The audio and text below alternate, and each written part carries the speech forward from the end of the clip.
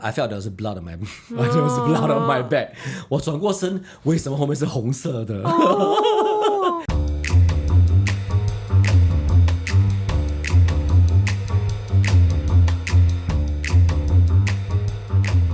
Today, what are we going to talk about? What's the name of our episode? Okay, today the name of the episode is called The Beauty in Imperfection. And why do we choose to speak about this only in episode 3? Because obviously this is the word that is in our podcast name, right? Correct, yes. In case again, we must say this right now at the start. What's the name of our podcast? 我每次是最后才讲。对呀，不要忘记我们的 name of our podcast, okay? We are called the Imperfect Rainbow. Rainbow, yes. Okay, so Jeremy, why did we choose to talk about this imperfection? Because, okay, obviously, I think we talked a little bit about it, right? In episode 1. I mean, and that was kind of how we introduce ourselves, why we want to call ourselves the Imperfect Rainbow. So if you haven't listened to episode 1, time to listen to episode 1. Now we can say that, okay, you can refer to episode 1. I know, 这是卖国语这样。我们有一个 series 聊。Okay, so but I think it's important because I feel that imperfection exists. And I think we have to acknowledge it. But I think a lot of us struggle with it. I think there's a problem. There's a lot of us struggle with the idea that we are not good enough. Yes. Right? The idea we're not good enough. The idea of imposter syndrome. Like we're just not meeting up to expectations. So I feel that there is a need to talk about this. And also to share about, our experiences dealing with it. Yeah, and when you say this imperfection to not good enough, I think the issue comes with the way we define what imperfection is. Yes, if we think true. that imperfection is not good, then that's where we are just causing ourselves this kind of suffering that doesn't serve us. Who says that imperfect is not good? But I have a definition here on perfection. 来，这个是那个我 research 的，是我有 research 的。来，有 research. So I was just doing a Google search on the definition of perfect. Google search, okay, 来你的。Like perfect, right? Like, perfect 10 upon 10. Like maybe, I don't know, maybe since young we were conditioned to think that perfect is a great thing. But now in our 40s, I think we come to realize that it may not be true. So in Google, the definition of perfect is something that is complete without defect, without blemish, and it might also be precisely accurate or exact. This is the meaning of perfect. No blemish, no defect, exact, precisely accurate. Precisely accurate. I see. So that's the definition of perfection. Perfect. Okay. I actually have a definition as well, but 这是我自己想的。来 Because I was thinking about a podcast, right? And I'm thinking like, yeah, you're right. So it is good to start with a definition. So I thought, this is my very layman, please, this is not in any Wikipedia or whatever. No. Yeah, totally my layman explanation. But I thought that the definition of perfect or perfection for me is that everything is the way things should be according to my standards. Yeah, me and my standards. And I feel imperfect, or I feel not good enough, and I feel incomplete, I feel defect, I feel all of that because I am not at the level that I think I should be. Or others are not at the level that I think they should be, because I am without blemish, I'm perfect, I'm without 瑕疵, and everybody is just not good enough. Possible. So it goes Either both ways. It goes both ways. You have a certain standard of yourself, 你对自己有要求, but you also have a certain standard of others. And I think that's kind of like the standard that you impose on yourself. And a lot of times that gold standard or the platinum standard, whatever you call it, to me, that's my definition of what perfect is for some of us. Yeah, and today for this episode 3, we both have our own stories and reflections to share about how wanting to be perfect or being imperfect leads to certain challenges that we face, and I think that's the purpose of why we want to share today. Yeah. I think we always say that we always say that we're not experts, right? Yeah. We're not experts. We're not out here to tell you, hey, this is step 1 to 5. We don't have the overcome, steps. To overcome the imposter syndrome or your imperfection. But I think what we can always do is to share our stories, right? We always believe sharing stories is powerful to hopefully inspire, and if not, you can always learn from somebody else's stories. And I think this is the reason why we started this, why we kind of broke into our own discomfort to start this podcast. Because we kind of discussed, right, before we started that, hey, we are not here to have some master classes. We are not the experts in knowing how to live our life. Exactly. But we have our own stories and life experiences. We long pia in our own ways. We have we're imperfect in our own ways. Yeah, we're imperfect always. That's why we decided that what can be better than just sharing our stories with you out there. Yes.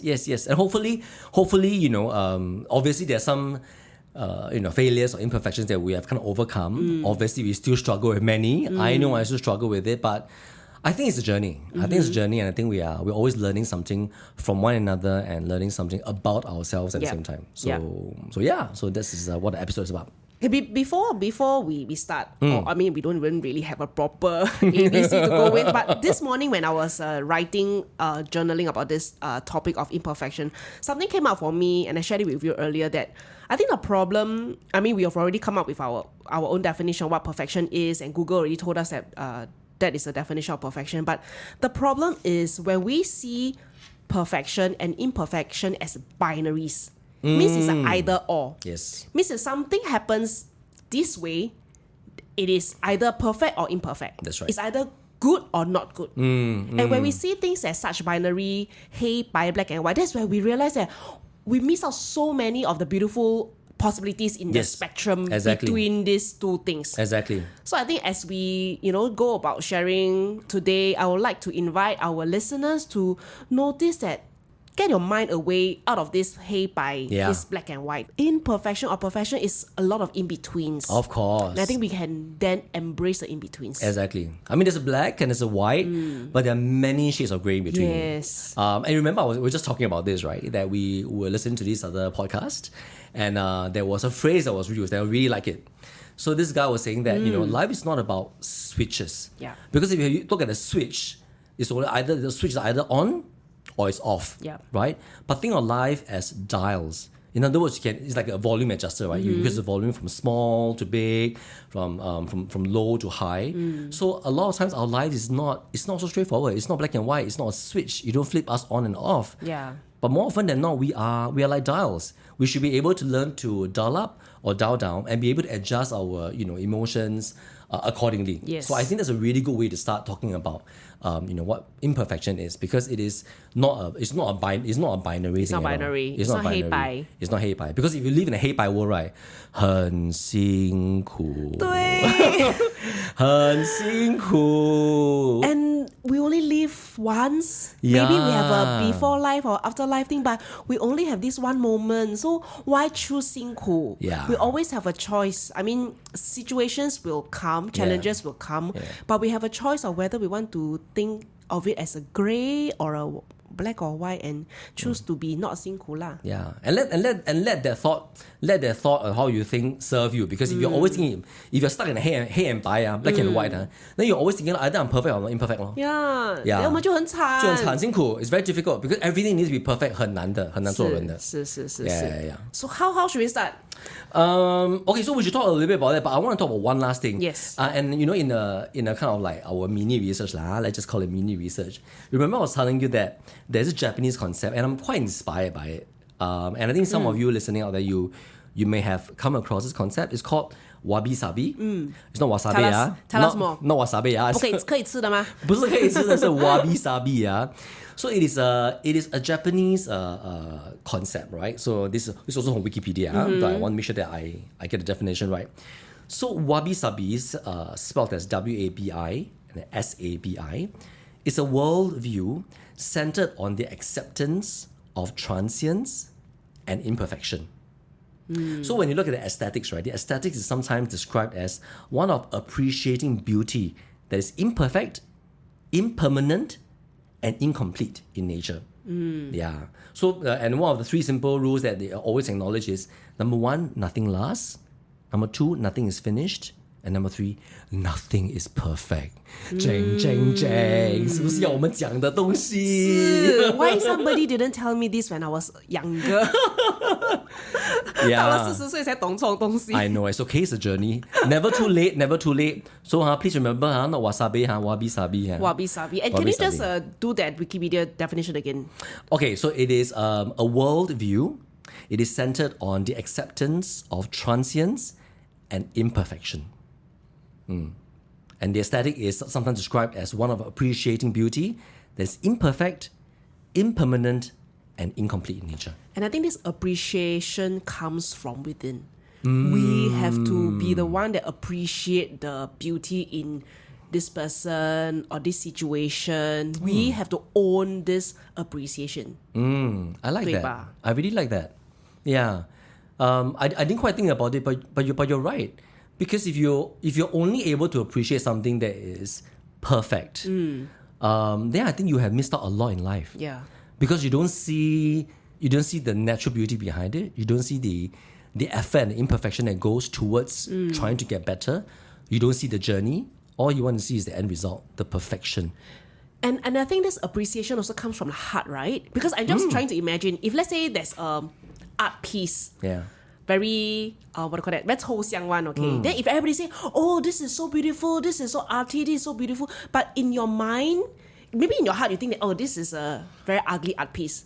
But because everybody says that it's so good, then you're like, oh, yeah, it's very beauty. 是我没有看到吗？ appreciate. 为什么不 appreciate? 对, so I think don't even, like, it has to come from within and a very natural space of your heart space, right? Yeah, And yeah. not something that there's no logical, nothing logical about appreciation. It has to come from the heart. Yeah.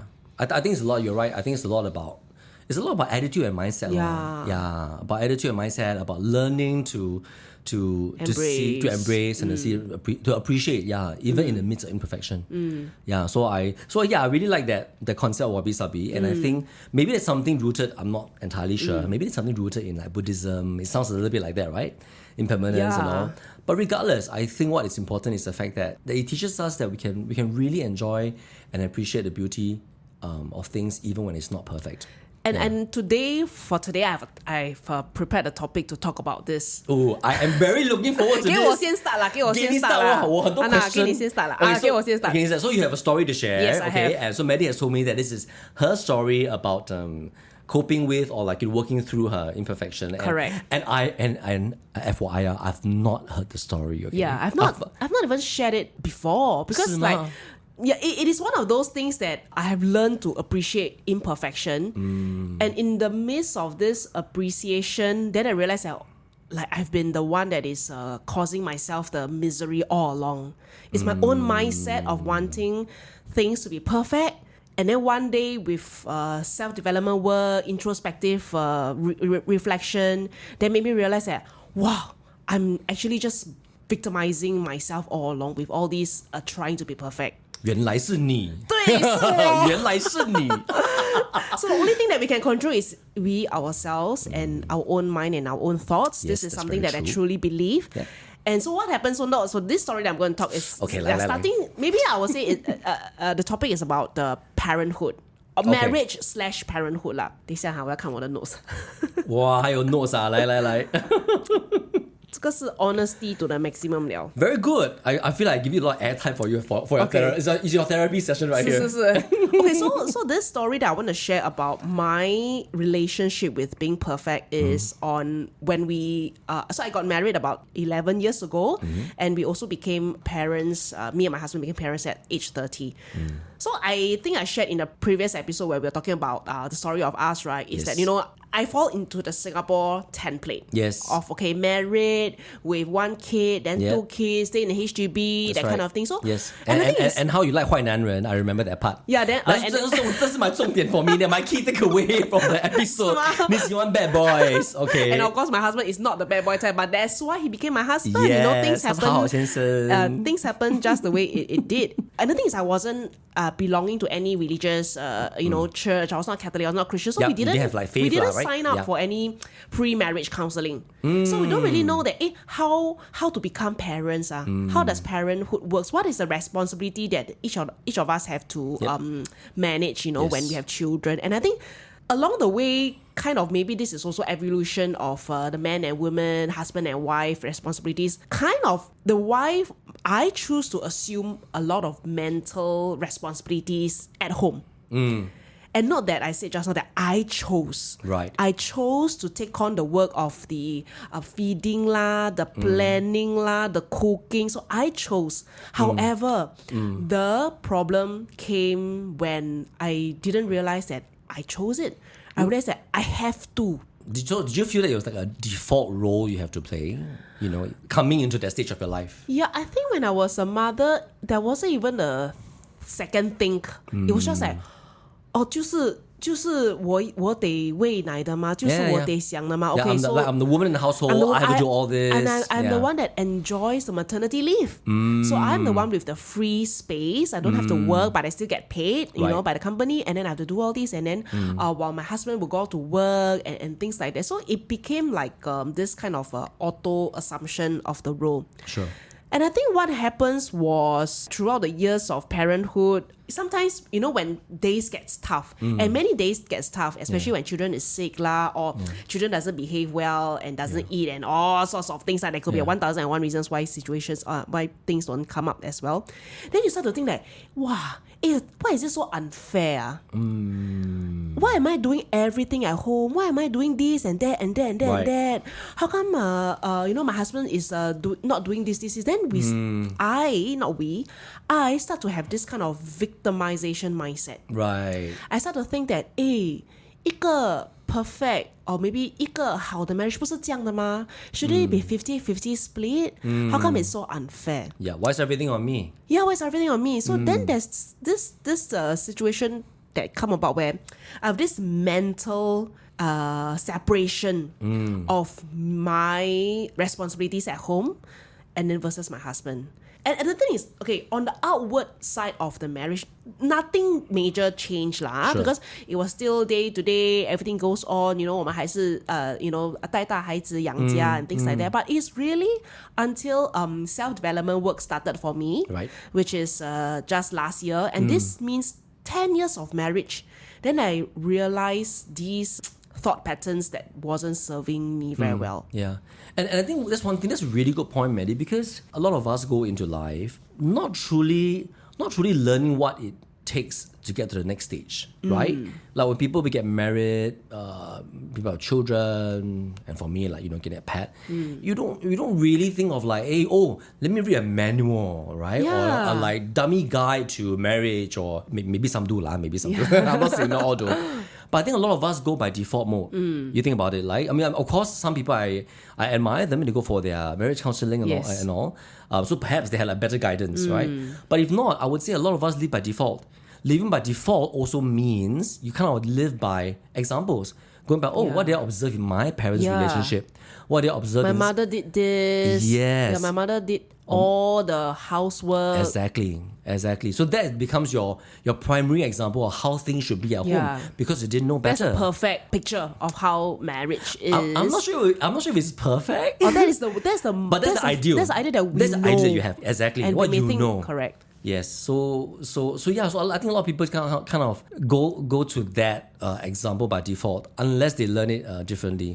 So I think that speaks to what you're saying, right? Because you're living by default. Correct. And the thing is, what I come to realize after I started the self-development was that, wow, I start to see all these ugly sides of myself. I think I maybe even shared this in the previous episode. Like, wow, like I keep thinking that I'm the one that sacrifice. I think that I'm the one that who have to do all these. But I actually stopped appreciating the imperfection of my husband. I stopped appreciating the way it is. I stopped to appreciate that while he doesn't do the things that I do, for example, the cooking, the planning, but there's so many other things that he has done that I don't do. But I choose not to see it because I was in that state of victimization. Right. I was like just like trapped in a well. Yeah, in that little worldview of yours. In a worldview like,我很惨，我要做这个，我们没有 helper, blah blah blah blah blah. Yes. And we're just telling ourselves all these narratives that just cause us to be a victim. And then, but only when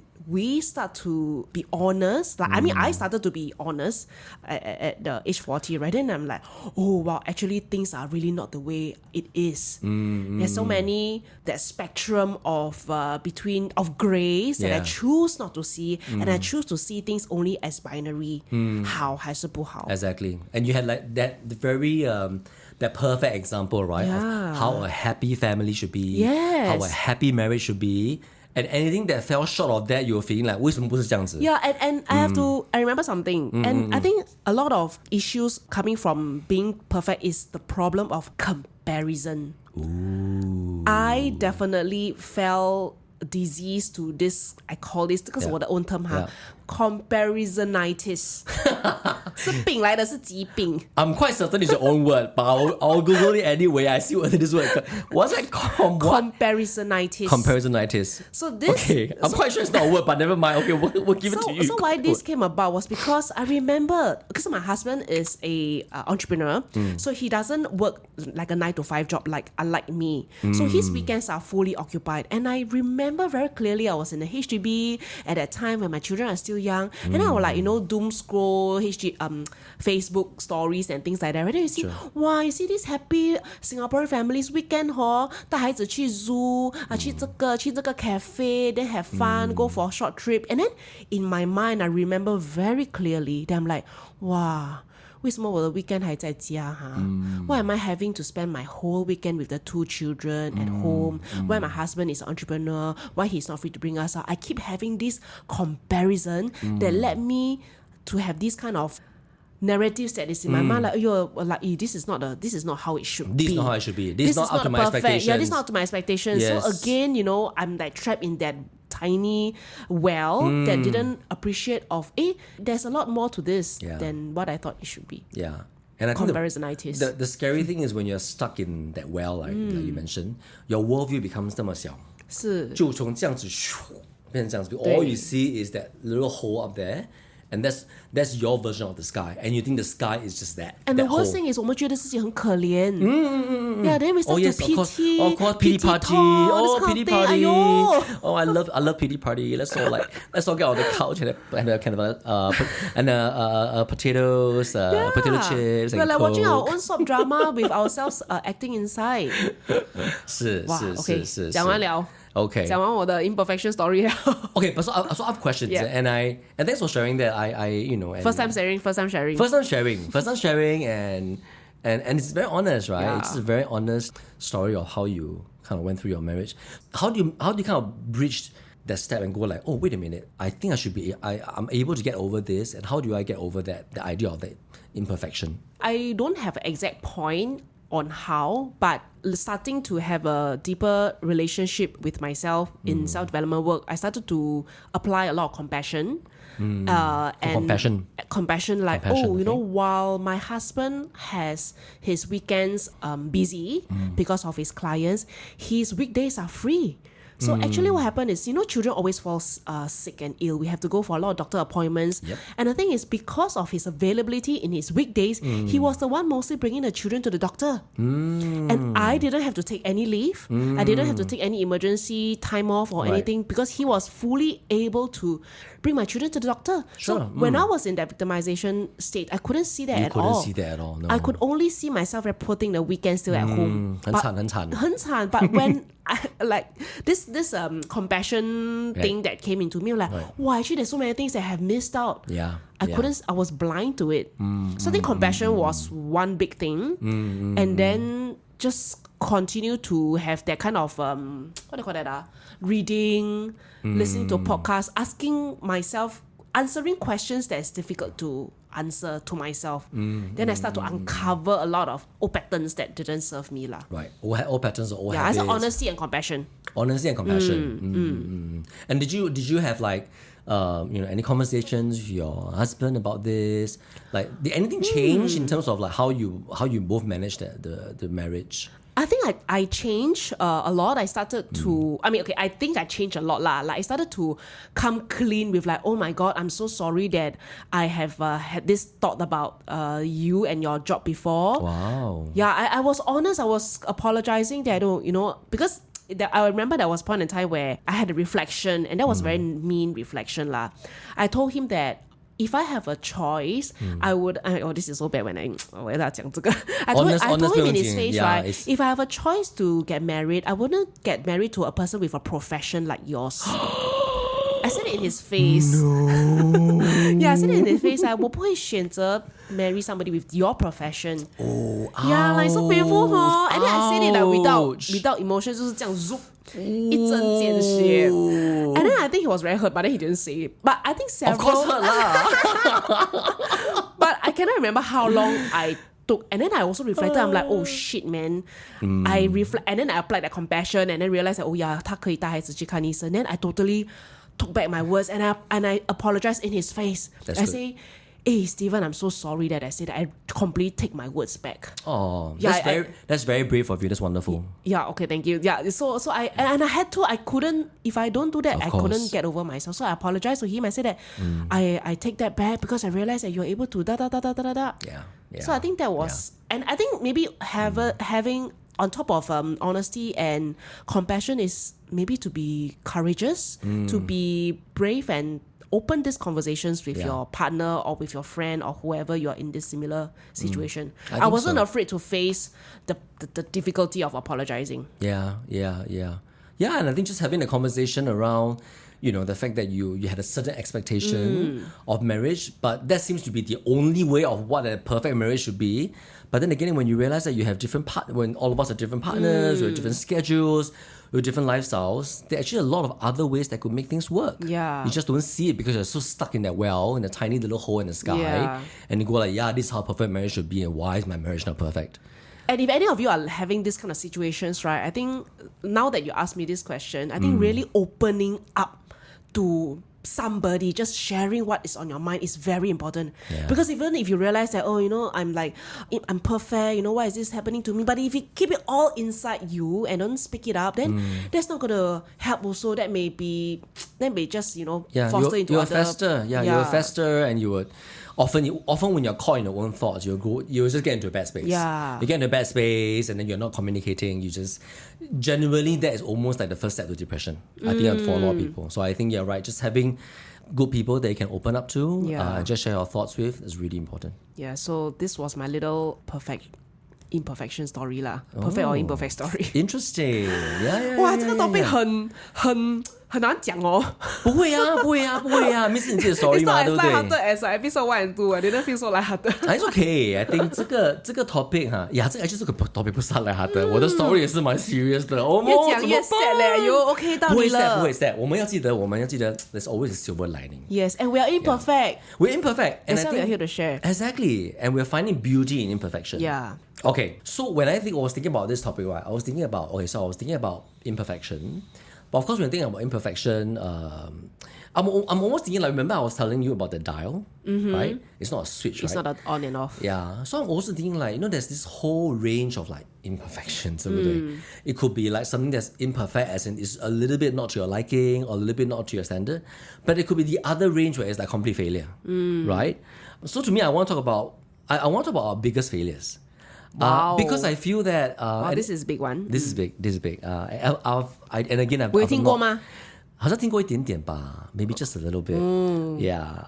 And let's be honest, I think it's not easy to talk about failures, because I think when you talk about your honest failures, people often can form an impression about you. You feel like that, you did this, you did that. 你是这样的一个人。So I think a lot of us are really not... this society doesn't help us to really share honesty about our failures. So I think it's not easy. But I also feel that when I read a book recently, which I was telling you, right, on the plane, I think that really gave me an inspiration. In fact, the quote from for Today Later is from that book. And I think it's really, really powerful. So I feel that not every failure has a silver lining. But what do we do? And I'll tell you a little bit more like that later. Okay? I want to ask you a question. 来. What is your view of failure? Failure to me is like I couldn't do what I wanted to do. Obviously, I couldn't succeed. And therefore, I am a lousy person. I'm a not good enough person because of that failure. And is this a definition that you stated just now, something that you hold on to now, or earlier version of you? I think it's something that comes as a default. And I think it's something that I probably have to consciously just be aware of. Because a lot of times we tie our self-worth to our failures. To a task, to a imperfection. project or anything. Project, whatever. Anything that you messed up, anything that you're imperfect, anything that you did wrong, a lot of times we attach our self-worth to it. I fucked it up, right? I fucked it up, therefore I'm a lousy person. I'm not good in this because I was lousy in that. So I think it's just so easy to attach our self-worth to all these external things. But sometimes just learning to detach from it and then just going like, okay, wait a minute. I did not do well in that. I failed in that. I was imperfect in that. But this is something I can learn from it. And how do I move on? Did I discover a bit more about myself from it? I like this learning part. Yeah. Just like you mentioned about something that you have to remind yourself about, that, whatever that happens is not an attachment to your self-worth, all these, right? Can you tell us a little bit about how you navigate through this reflection and this reminder that you are holding on to, that you have to remind yourself constantly? I think you have to know that that your self-worth cannot be attached to an external thing, right? So I think it's also a practice. I think a lot about it is awareness, it's about practice, it's about rewriting the narrative in your mind. Because the narrative is always like, I screwed up in this thing, therefore I'm like that. Yeah. But the narrative could be changed to, I screwed up in that thing, there's a reason why I screwed up, I can learn from it. Yes. And I can become different after that. Yeah. Or I can grow from it. So that's a narrative that I want to have. Am I perfect at it? No, I'm not. Maybe 10 out of 5, like 5 out of 10 times I succeed, I think. But I think the other 5 out of 10 times, sometimes I still kind of like, get lost in my thoughts and I feel lousy. So yeah, it takes practice. I really like this part about, at the end about learning, right? Like whatever happens, something fucked up, Yeah. Oh, I say fucked up. Okay, my kids are going to... Oops. No, but I'm going to be in the cool mommy zone. Okay, Yeah, anyway. be cool, it's okay. I think this learning part is something that we really must remind ourselves later to conclude that it doesn't matter if you fail or you're imperfect, but at the end of the day, you have something to learn. Yes. Now, I want to hear a little bit about your story. Okay. What have you prepared today? Okay, so this is my story, and I wanted to talk about my like the biggest imperfection I feel in my life so far, alright, or my failure, and it was actually in my corporate job. Okay, and this was like you know that I worked in Malaysia, right, for a couple of years. So this was a time that I often call it my dark period. But don't get me wrong, the life in Malaysia was amazing, right? I think to any Singaporeans out there, if you ever get a chance to be relocated for a job, for assignment, do it. Yeah, because I think it's always great to have a different perspective outside Singapore, because Singapore's like a little bubble. Yeah. We're a little greenhouse, everything's protected, everything's easy, everything's convenient. And safe. Yeah, and safe. But once you get into the real world meaning any part of the world outside Singapore, life is very different, right? Like the aircon doesn't get fixed as fast, traffic lights don't always work, people don't always drive in the right lanes. So it's just like, life is very different. So if you have any opportunity to work overseas, do that. So anyway, back to me in Malaysia. So I was there for a couple of years. Yeah. It was my first overseas assignment. It was also How many years ago was this? 这个是5, 6 years ago. 5, 6 years ago? Just before, just before I joined our current company. Right. Exactly. Okay. So I was there. I was posted. It was a promotion for me. I was really happy. And it was a great package. I was given like a housing allowance. I had a car. But it was a huge role to fill, right? Because I was doing the role of a sales manager, and suddenly I had 12 people reporting to me. From 0 to 12? I had I was always people leader to like 1 or 2. It's always been a very small team. Right. And suddenly it's like 12 people, right? So obviously you can already start seeing, hey, something's very, very different here. And things should have been done differently, but clearly it wasn't. And I also like to say it's one of those things that people say, hey, when you go to another country, it's about experiencing culture difference, right? So I thought in Singapore and Malaysia we shouldn't have much of a culture difference, right? Are we not neighbors? We are neighbors, but just because we are close in proximity doesn't mean that we are the same. Very doesn't different. mean that culturally we are close. There are some similarities, but let's say in the way we do business, the customers in Malaysia 不一样的very different. The way the sales team or people expect you to lead, also very, very different. So I think there was a lot of things that I should have done, right? That would have perhaps changed things. But clearly, it was my first time in that role. It was a big role, and I feel that in a way, I failed. I feel right in the assignment because What was it? What was the first instance in this big role that you feel that you had this, I failed, came up to you? I think as a people leader, the biggest failure you'll feel, and this is what actually happened, yeah, your whole team turned their back on you. Wow. It was really bad. Yeah. It was so bad that the whole team ganged up on you. And okay, well maybe I should use let me reflect on my words. I think the whole team came together and they gave their feedback. And they gave their feedback very honestly about my capability as a manager, so on and so forth. And it was clear that perhaps not the entire team, right? Perhaps one pocket. And what happened was there was basically two groups of of them, and obviously one group was pretty much against me, or they didn't feel that I was doing a good job. So I think that came as a huge failure because the people leader, you go like, okay, and of course, hand to heart, right? Every people leader, every manager out there, anybody who has leading a team, you know that you try your best, right? And which is why I think it's so not difficult. It's so not easy to be a leader. Honestly, it's never easy because you got to look after your own stuff, your own things, your own your own emails to clear, your own mental wellness, and then you still have to take care of your group of people, right? And this time around it was 12 people. How did you take that group feedback? What went on in your mind? You're thinking, what actions do you take? How do you feel? Oh wow, very negatively because I felt I tried my best. Right? I felt I tried my best. I felt I gave you my all. But when it turned around and did that, I felt that to me, at that point of time, I felt it was the biggest betrayal. You felt betrayed. I felt betrayed. I felt there was blood on my there was blood on my back. 我转过身，为什么后面是红色的？ Yeah. So so I think there was a period of time I was going to like a mild depression. Wow. Yeah, because I think this one I don't know. Yeah, I mean, what you think about it, you are, and if you're an expat or you're somebody who has lived overseas, you know how it is, right? You live in a decent apartment or a nice apartment, but if your family's not with you, you go back to an empty apartment. You don't have home cooked meal, right? And you work late in your office and you're coming back. So sometimes I come back late in the office, I didn't have time to have good dinner, I need to clear some emails, I cook instant noodles, and that's the day, right? And coming back to an empty house, can I just say, it's just the worst feeling ever.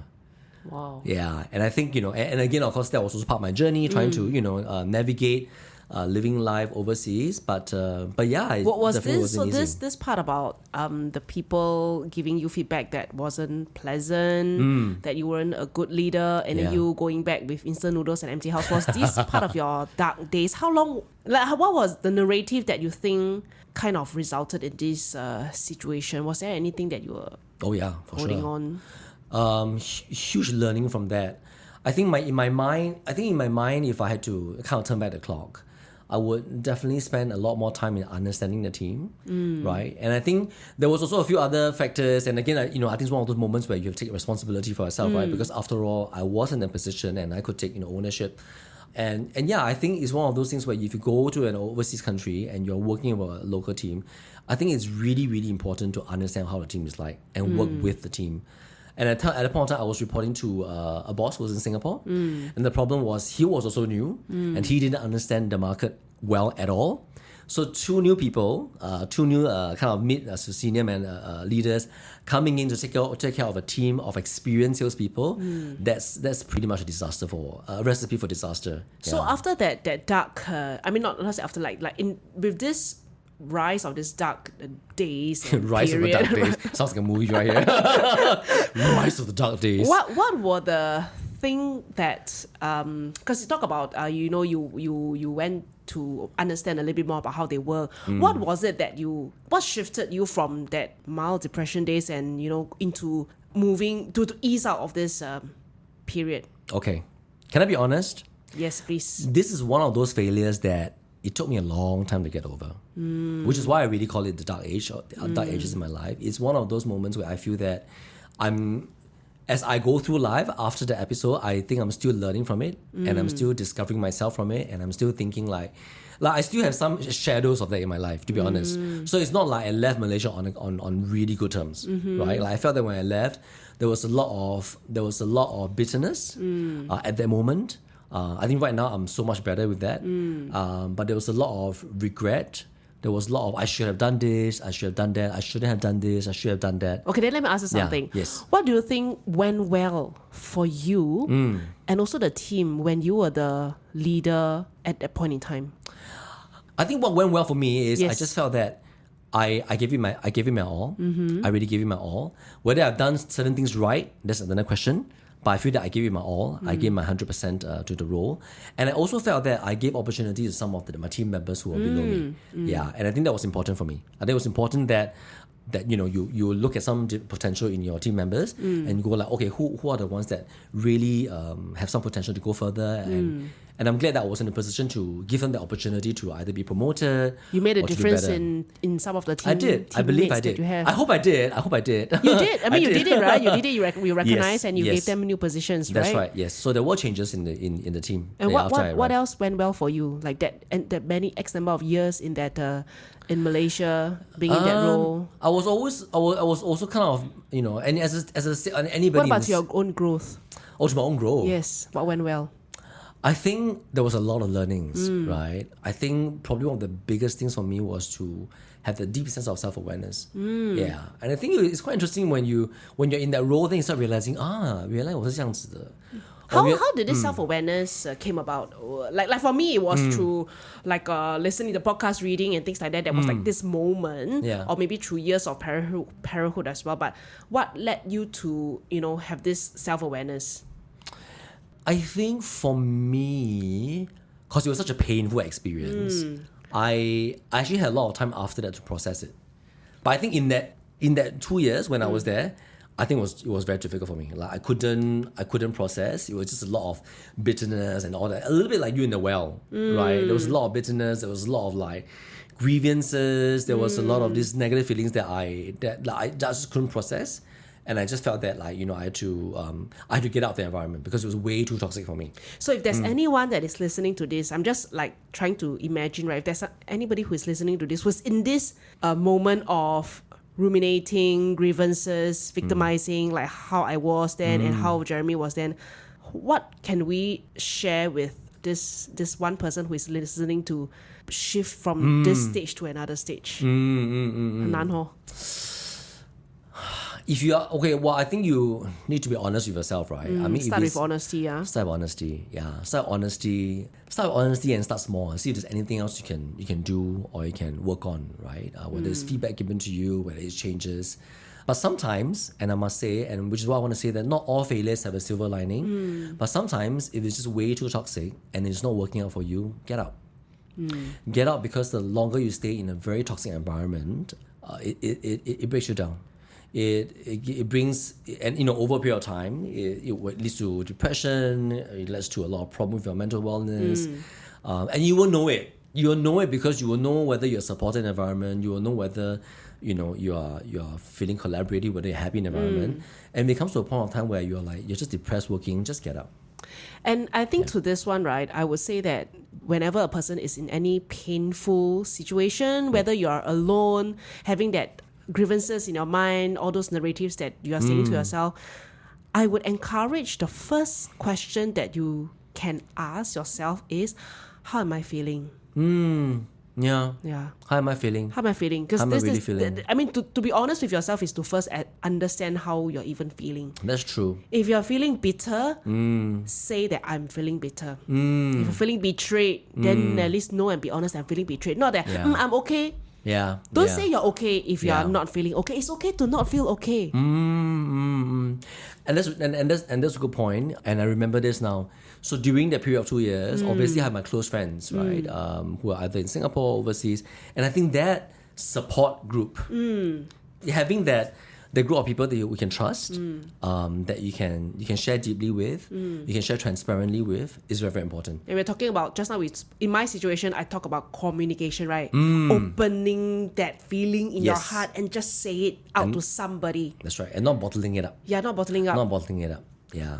And of course, you've got to find the right people. Obviously, you're not going to talk to your team members in that situation or in that context. But, find people whom you feel safe with, to share with. And I think that's where you can really offload and feel a little bit better after that. So the first thing is to be honest with yourself and ask how you're feeling. Number 2, know that you always have a choice. Yeah.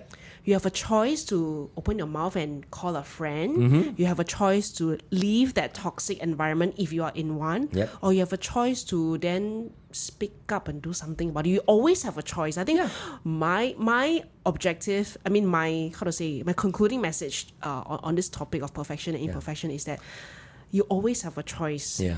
And it's all within your own power. You have control. And the way I rephrase that, so that's your way of saying it, right? You have a choice. So I wrote down here that for me, it's always about taking ownership. Know that it is. This takes a lot of courage. Oh yeah. What is taking ownership? Like, this is your shit.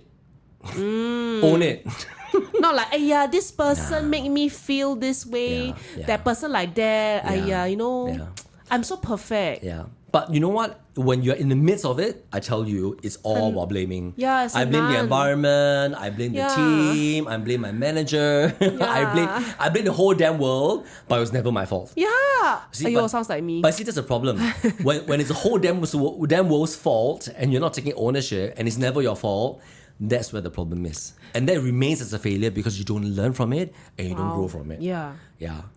So I think on this point about taking ownership is that notice when you start to do this blame game, when you start to point your fingers, you know about this one finger pointing At out everyone and else but me. 4 finger back at yourself, that thing, right? So when you start to like blame your boss, blame your husband or your wife, blame your kids, blame your kids' school, blame your kids' form teacher, blame your colleague, notice even when you start to even put that power out. Yeah. Because most of the time it's just you that you have some work to do. Exactly. And I think this is kind of for both of us, we realize that we are enough of blaming already. Yeah. Like there must be something wrong with me. Yeah. But I do want to say it's only human. It's only human to do that. Yes. Right? A lot of times it's not easy to 我们是神仙咩？我们是圣人咩？ No, right? At the moment, I think it's okay. I mean, you have that feelings and you have that blaming and you have the whatever, then work through it. Acknowledge it, own those emotions, own it.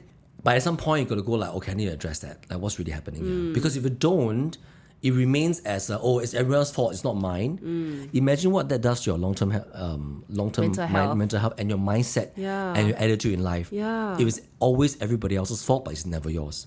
So I think that's the biggest problem for a lot of us, which is why for me, my point is, it's not about just going through failures. It's, you can learning, go through it. right? It's learning through it. And that's what we believe of imperfection. You know, it's okay to have imperfection.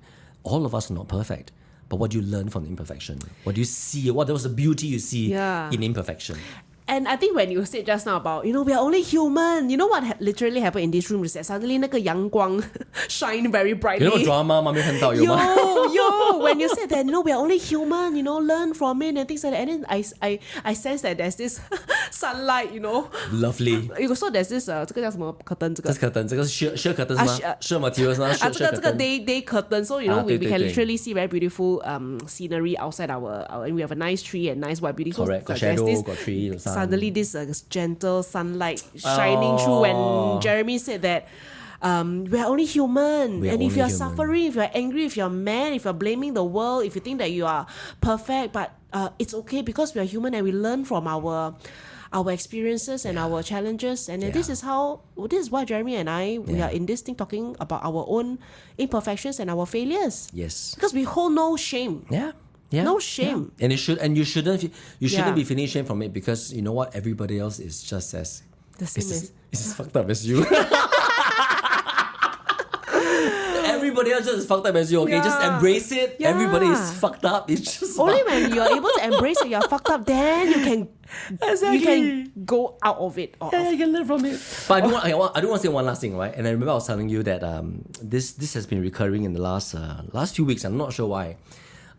This phrase, be gentle with yourself. It's come up with me quite a few times. And I think, sometimes when the universe sends messages like that, I think you got to observe and you got to embrace it. And I think that's something that I'm also learning. Me too. Yeah. So be gentle with yourself, right? With your imperfections, with your life. With the things that we are saying to ourselves, with with the words that we are using on ourselves. Totally. Yeah. With things you're saying to yourself, your own narratives, be gentle with yourself.